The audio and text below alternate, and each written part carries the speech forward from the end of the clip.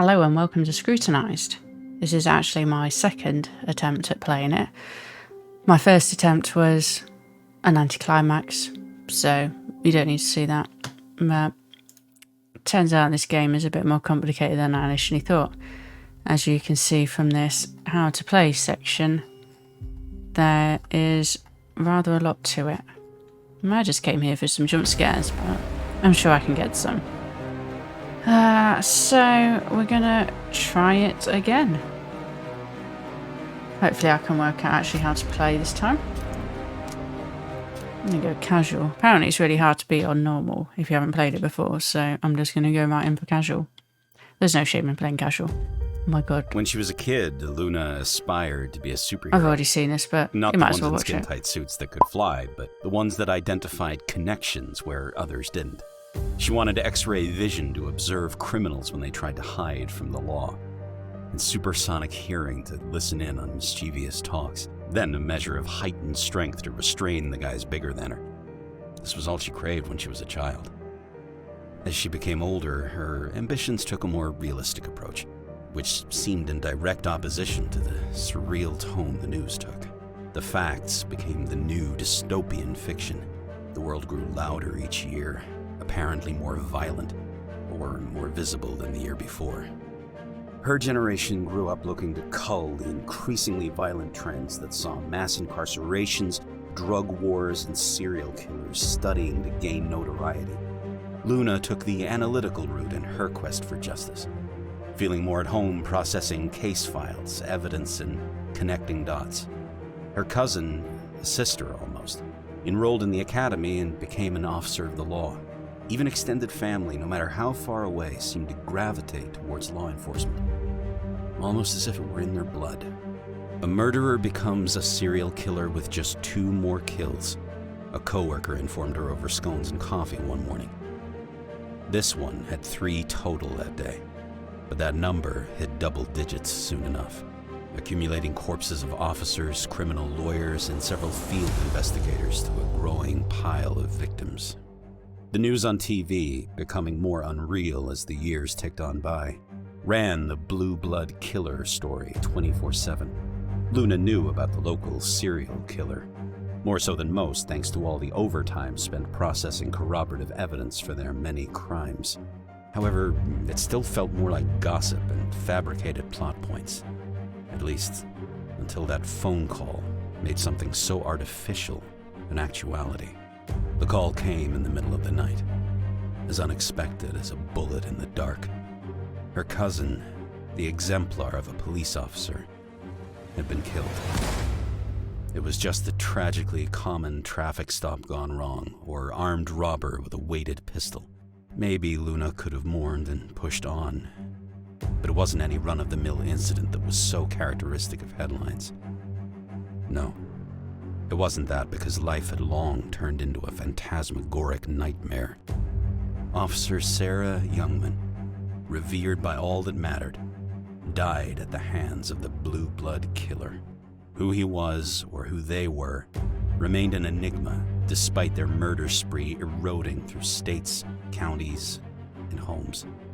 But more than the long list of confirmed victims and possible connections Luna herself had registered and slept away, this monster killed Sarah. Somehow, that turned the boogeyman into a living, breathing threat. No longer was this tyrant a thing she filed at the end of the day. It wasn't an obsession of the media. He was here, and if not in the literal sense, then definitely in her mind. This realization gnawed at her for months after the real mourning faded. Luna's acceptance stage barely registered before she fell swiftly to anger once again, and it never genuinely went away. Luna craved a name. She wanted to know who killed the sweetest woman in the world, despite so-called dirty cops walking free. Luna needed justice. What was it about her cousin that triggered this killer in the first place? Could it be that she stood for everything a cop should be? A perfect example of morality, protectiveness, mentality, and heart? Officer Youngman was everything demanded in the ones that protected them, and Luna wouldn't allow her memory to fade away as another statistic. Day in and day out, she spent the connection she'd built up through work and rowdy Christmas parties to see if there was something no one else saw. Cop friends that never steered her wrong came up empty-handed. Family members with careers linked closer to the real action knew little else than the papers. Even the old-timers that knew things few else did all but shrugged when she pressed them for clues. She needed leads first, but there were none. So, in a last-ditch effort, she resolved to chew her boss for leeway. Luna did all she could for any little morsel of information, regardless of the fallout. Being an investigations analyst for the district attorney's office had its perks, but it only teased her for all the good it did with building an idea of who this killer was. Her boss knew what she was after, but he followed the rules as strictly as Luna did. Being shut down by him just meant there was one less layer between a law-abiding citizen and vigilante justice. With each denied application for information outside her classification, Luna saw the justice system's holes appear and broaden. Sometimes the law hindered what mattered.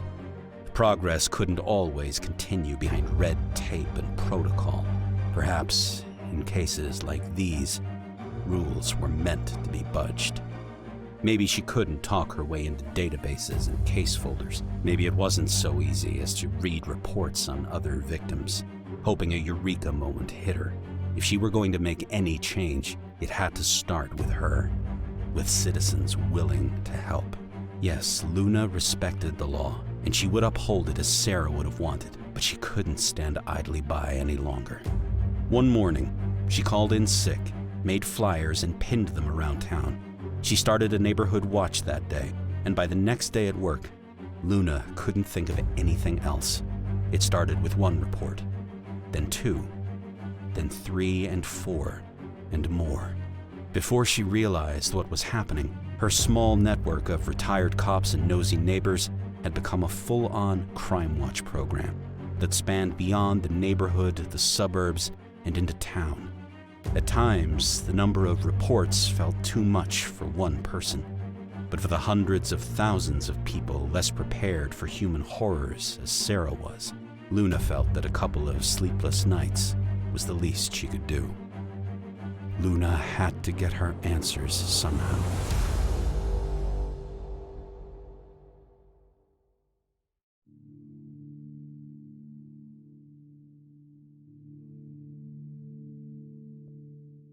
Here we go for attempt number 2. I should get to my computer and get the night started. Okay, so apparently I should get to my computer, but first things first, I'm going to close all these windows. Please lock it. There we go.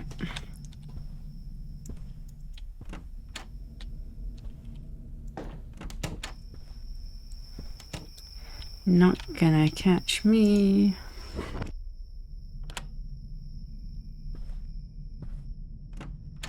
So from what I've gathered from my first failed attempt at playing this, it's kind of similar to Five Nights at Freddy's, in that you seem to have to survive, basically. There's nothing there. Let's just shut this one. There we go.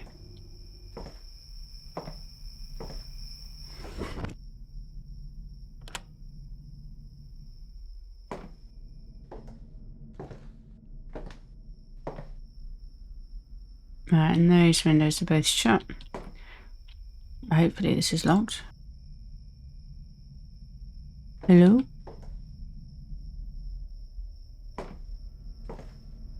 Right. So, report desk. Here is a report. I did not manage to work this out last time. So I can either fax it or I can shred it.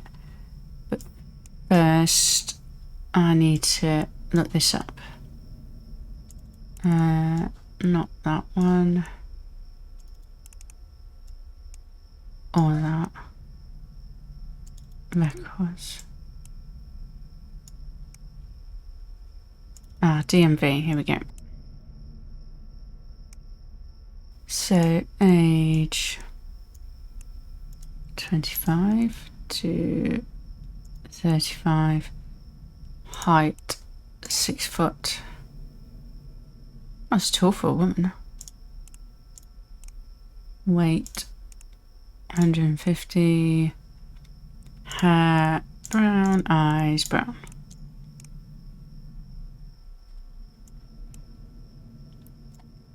So we have a few contenders here. So then I think you can drag the ID card in here. But we need to decide who we want first. So let's look up police records for these people. Right, Maria Alcantara. Where's the M?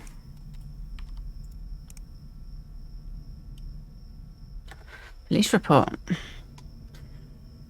Some young teenagers were in the Arboretum Park after park hours, smoking and possibly drinking. Upon arriving on scene, I witnessed several teens congregating near a small fire. Blah, blah, blah, blah, blah. Paint residue on her hand from what I assume she's... okay, so it looks like vandalism, so she doesn't sound too interesting. Laura Kruger. No. Rosita Whiteman. There we go.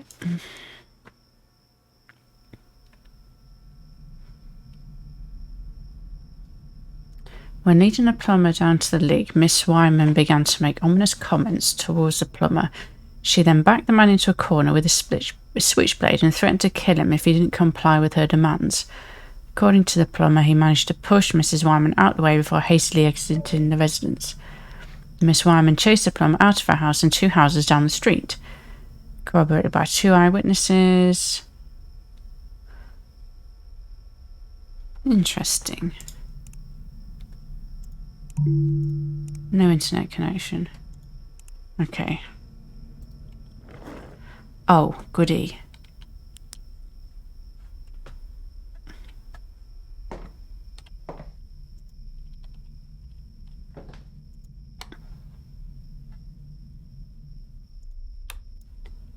You're just turning lights off.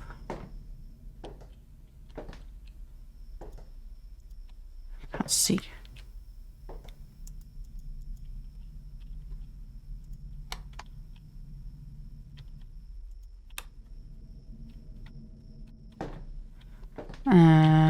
The router is in my room.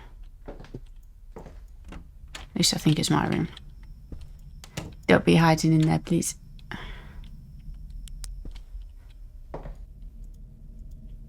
So I need to reset the router.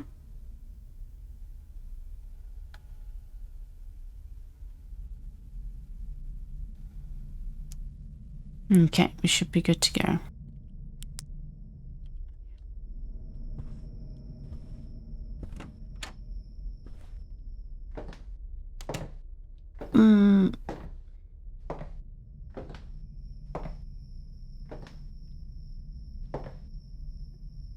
Oh, what was that? What the fuck? Who did that? My windows are shut.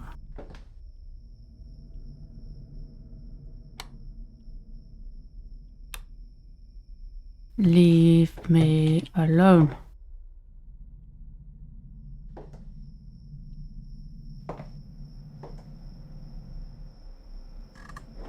Right, where was I? So we're a bit suspicious about old Rosita. Now what can we look at? Let's have a look at our cameras.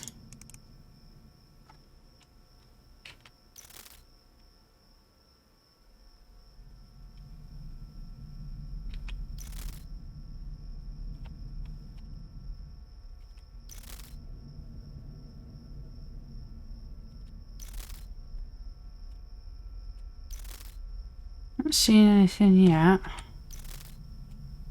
No one lurking out there.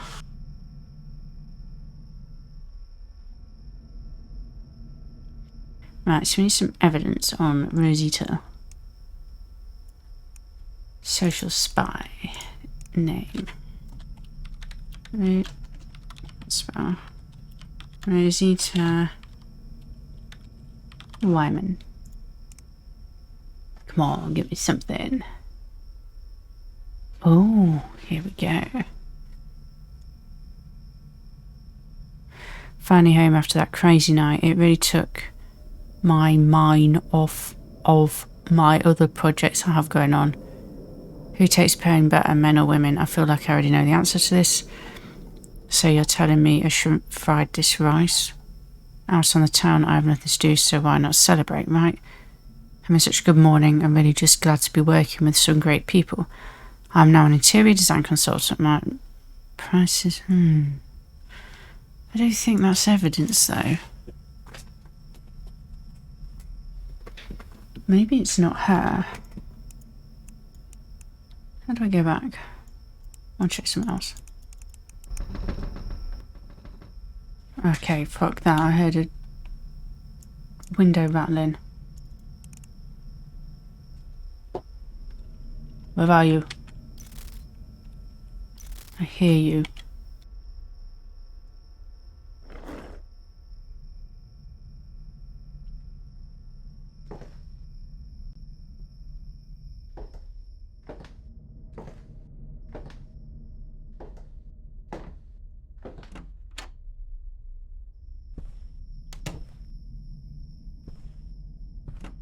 Just go check the other windows.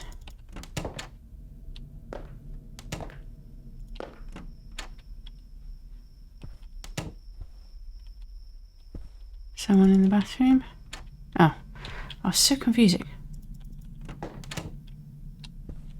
No, all my windows seem to be fine. Let me in. Thank you.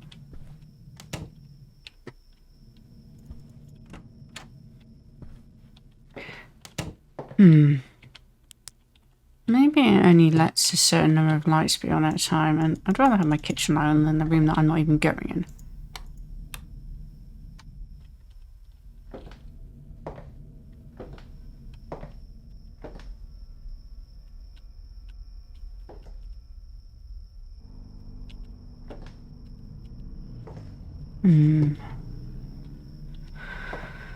Okay.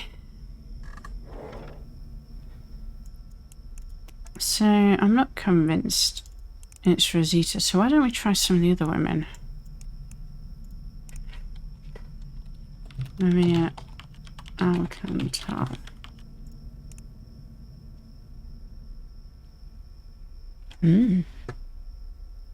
Found you. Yeah, that's not creepy at all. Let's take her off for now. My head hurts all the time. Mum just called. Little sis is missing. Someone just snatched her in the middle of the night. Feels like I'm fucking losing it. Good vet.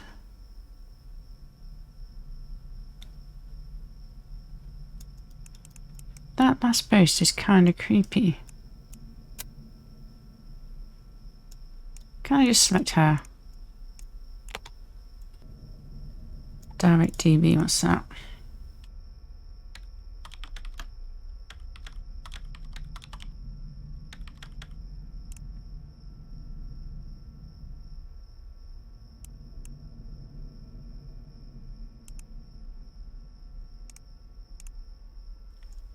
Put some steak knives. Okay, it's definitely her, so to what tell them. Ah. Fax. Yes, love that dial-up sound. Who we got now? I'm on fire now. Right, so we have a male.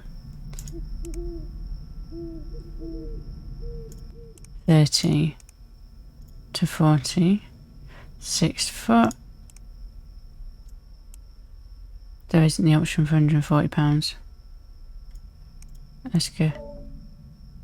Oh my god, my internet's gone off again.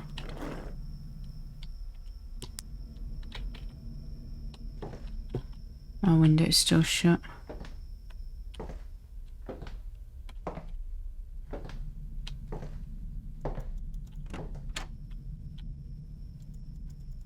Turn on, turn on, turn on. Yeah, thank you for shutting the door on me.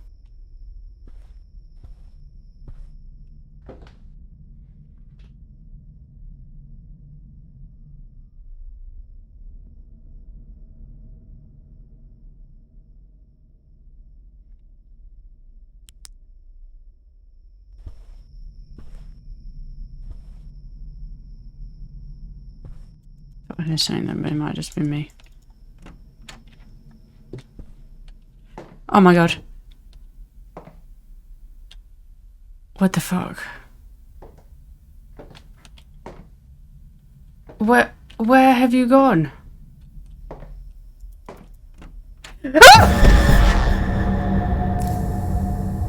Okay. You became a statistic.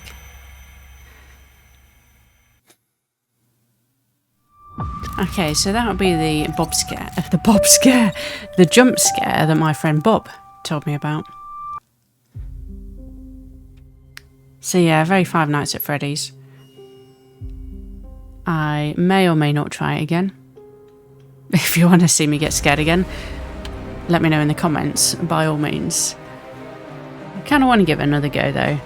I don't even make it past the first night, if that's the route it's going down. But yeah, so far it seems quite good, but it also seems a bit complicated, and that kind of puts me off because I have a very short attention span. Like, I just want to get into the game and go, but I think this game needs a bit more research.